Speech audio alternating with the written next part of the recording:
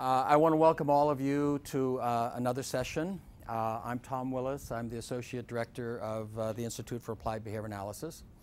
And in previous sessions, you've had the opportunity to hear my partner, Gary Lavinia, talk about, describe the Institute. He's spent some time talking about the model of service that we use, the multi-element model. And in this session, we're going to kind of expand and kind of refocus on this model. And we're going to be spending some time, actually all day, talking about the functional assessment of behavior.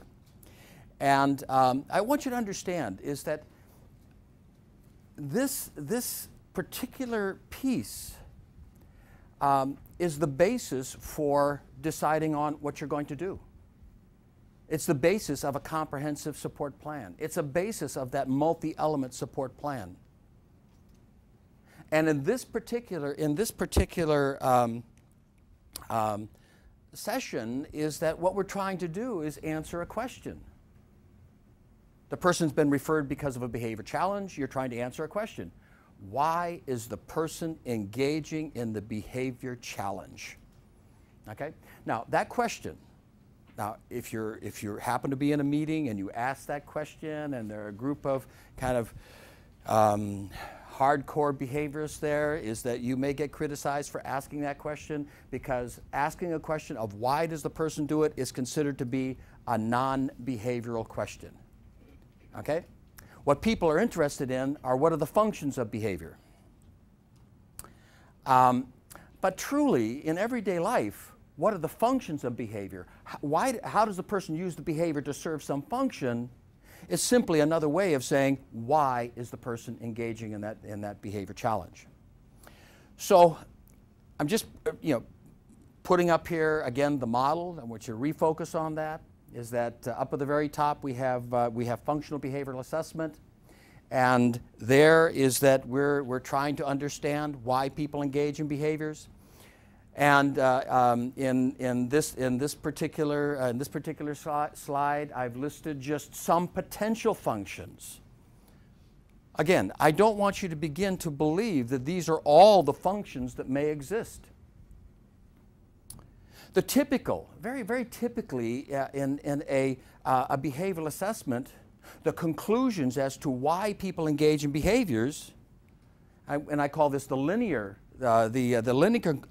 conclusion, is that the person's engaging in behavior for attention, that he's doing it to escape, that he's doing it because it's self-stimulatory. Those all may be true, but those are not do not even begin to touch why people engage in challenging behaviors.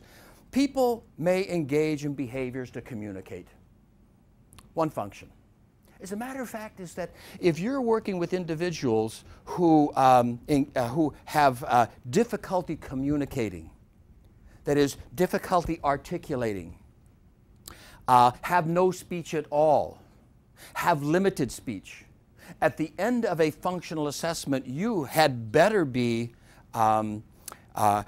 looking for how the behavior communicates.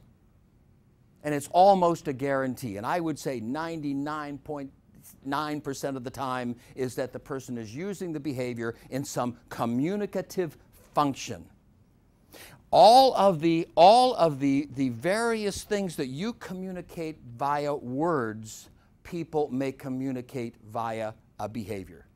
And a single behavior may send 100 different messages. So people engage in behaviors to communicate. People engage in behaviors. Yes, they communicate, but why are they communicating this? Because perhaps they want something. So a person engages in behavior because he has no other way of getting it. Let's say he wants attention. He has no other way of getting attention, so he engages in the behavior to acquire attention. We're talking about this is that the behavior has some positive reinforcement function there.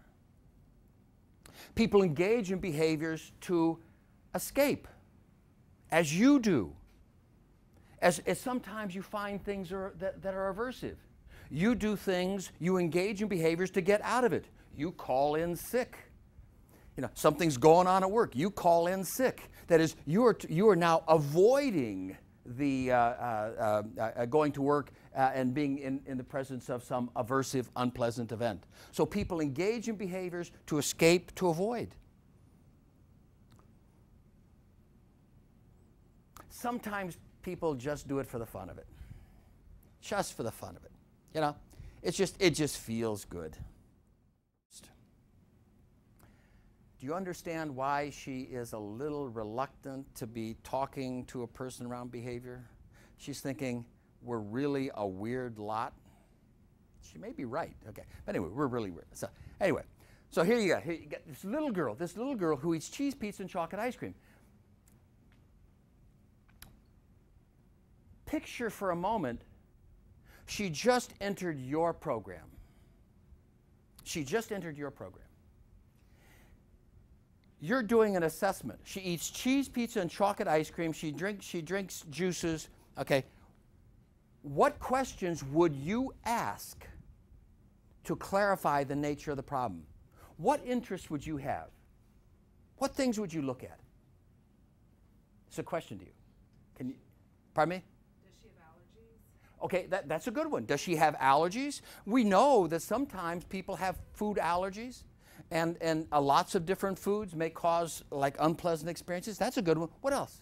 Does she have autism? Okay, does she have autism? Okay, I don't know this, and I truly don't know this. We didn't do this, but this is a good question. What else? What she ate when she was a toddler. Good point.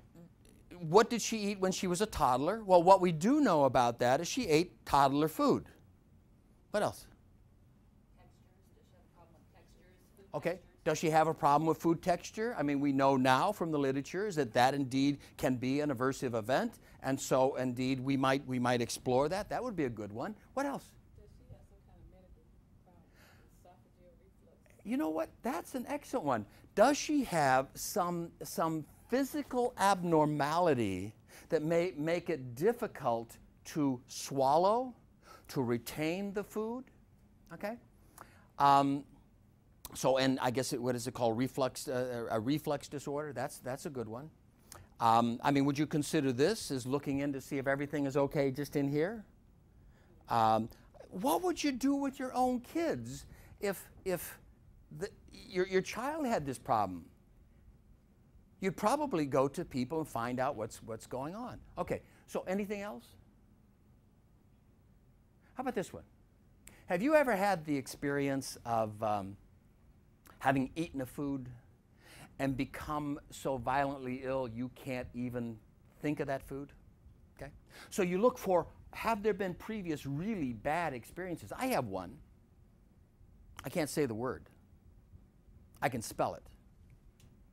G-I-N. You got that one? And that was in North Carolina, by the way. Okay. Okay, so these are all the things that we would explore. How about this?